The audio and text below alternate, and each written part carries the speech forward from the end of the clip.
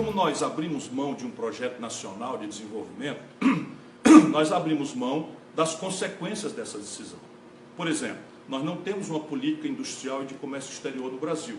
Por exemplo, nós não temos uma política de ciência e tecnologia aplicada a partir de engenharia reversa à superação da grave e crescente dependência que o Brasil tem de tecnologias, inclusive simplórias, do mundo. E eu não estou falando de trivialidades ou de ficção científica. Eu estou falando assim, ó, 76% dos remédios que a gente compra na farmácia vem do estrangeiro, a química fina.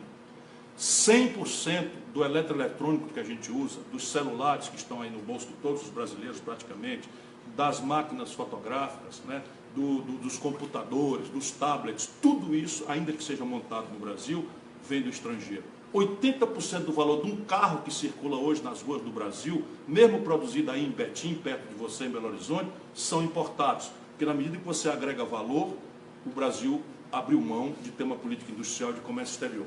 Resultado prático: se o Brasil cresce, qualquer coisinha que seja, como aconteceu 2% em 2013, que foi a última vez que a gente cresceu algo ridículo para nossas necessidades, apresenta-se um buraco nas contas do Brasil em dólar com o estrangeiro. E aí a gente só tem um lugar de onde tirar esse pagamento, que é do complexo do agronegócio e complexo mineral. Então repare bem, quando o Lula entregou o governo para Dilma, você vê a consequência dessa dependência. Nós estávamos vendendo uma tonelada de minério de ferro, tirado de Casa de Pedra, aí, por exemplo, em Minas Gerais, pela CSN, eu trabalhava lá, por $190, uma tonelada. Nós estávamos vendendo um barril de petróleo do pré-sal por $110. O que aconteceu? Quando a Dilma foi derrubada, nós estávamos vendendo a mesma tonelada de minério de ferro, que vendia a 190, por 38. Quando o Lula entregou, que estava a 110 o barril de petróleo, quando a Dilma foi derrubada, nós estávamos vendendo por 30. Resultado, todos esses produtos tradicionais de baixo valor agregado despencaram de preço, porque a China começou a sentir os efeitos da crise econômica de 2008 e ela é a maior compradora desses produtos tradicionais brasileiros. Resultado, os preços dos nossos produtos tradicionais caíram, o país quebrou mais uma vez. Foi o mesmo filme que lá atrás derrubou o Fernando Henrique e permitiu a posse do Lula. O que é impressionante é que a gente não quer aprender que ciclos de consumo, não é, que dão felicidade, dão popularidade aos políticos, etc., etc., só existem bons se forem sustentáveis. Se a gente tiver o número 1, depois o número 2, o número 3, o número 5 e crescer para sempre. O que tem acontecido no Brasil? A gente cresce 2, 3, 4 anos, aí fica todo mundo feliz, plano real, não sei o que e tal, e depois quebra o país e o povo paga e escorrega todo mundo, que nem no pau de sebo, volta todo mundo para a pobreza. Com o Lula, os produtos estavam muito caros e ele levou essa vantagem, conseguiu levantar o valor do salário mínimo, conseguiu criar a rede de proteção social, teve uma política proativa de crédito, que saiu de 25%, 24% do PIB para 55%, mas nada disso foi sustentável. Tanto que quando a Dilma toma posse, começa as coisas a cair, agora o povo escorrega, volta a dizer a figura do pau de sebo. Nós precisamos substituir essa política ruinosa por um novo projeto nacional de desenvolvimento que tenha por objetivo o sustentável combate da miséria para sempre.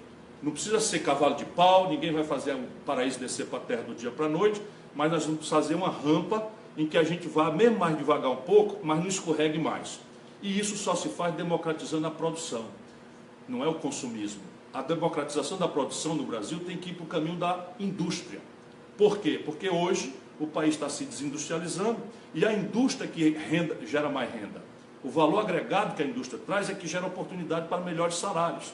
Por isso, nós hoje, que já tivemos 30%, quer dizer, um terço da nossa riqueza, já foi originário na indústria. Hoje, 8% apenas, de cada 100 riquezas do Brasil, 8 estão vindo da indústria. Esse é o valor que o Brasil tinha em 1910.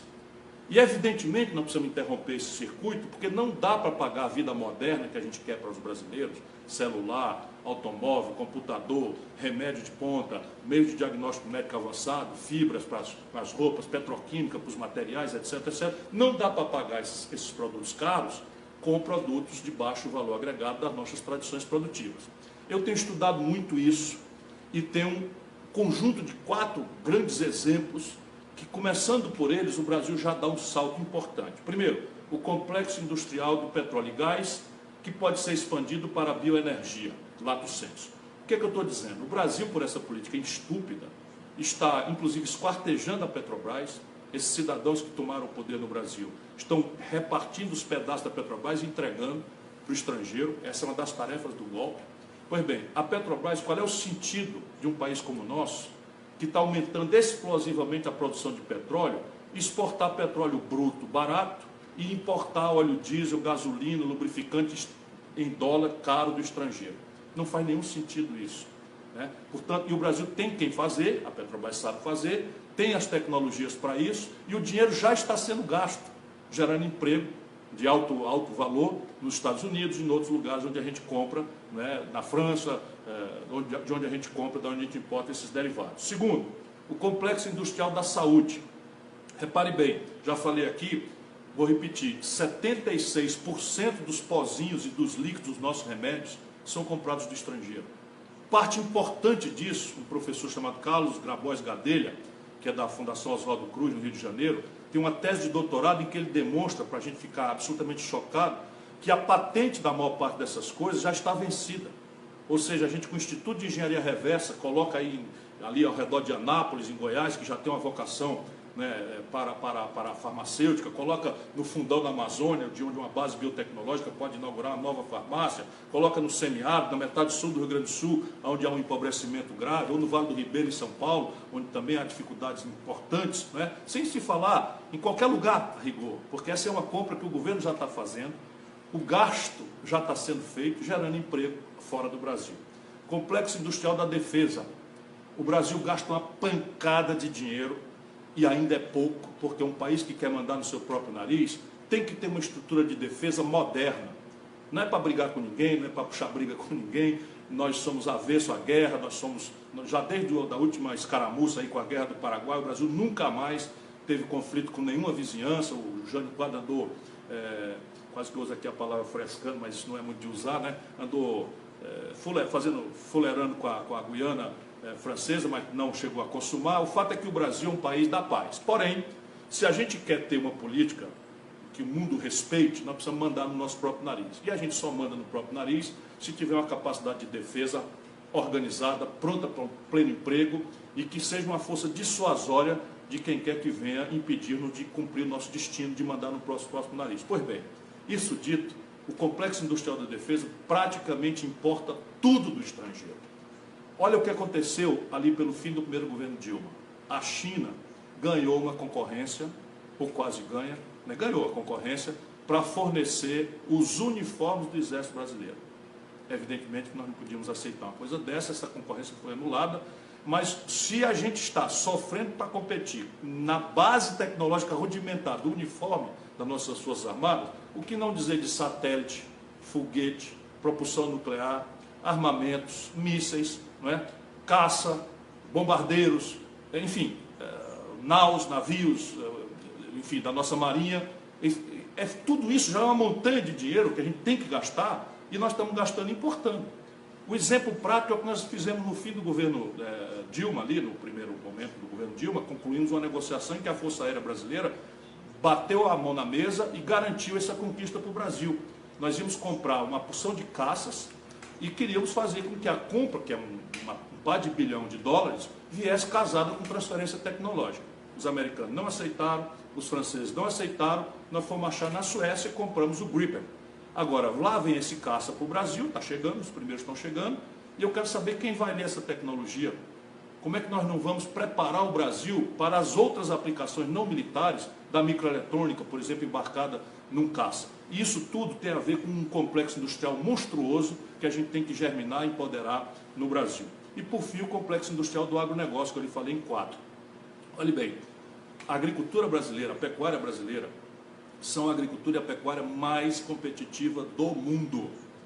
Repare uma coisa, 40% dos custos de produção da agricultura e da pecuária mais competitiva do mundo são importados do estrangeiro.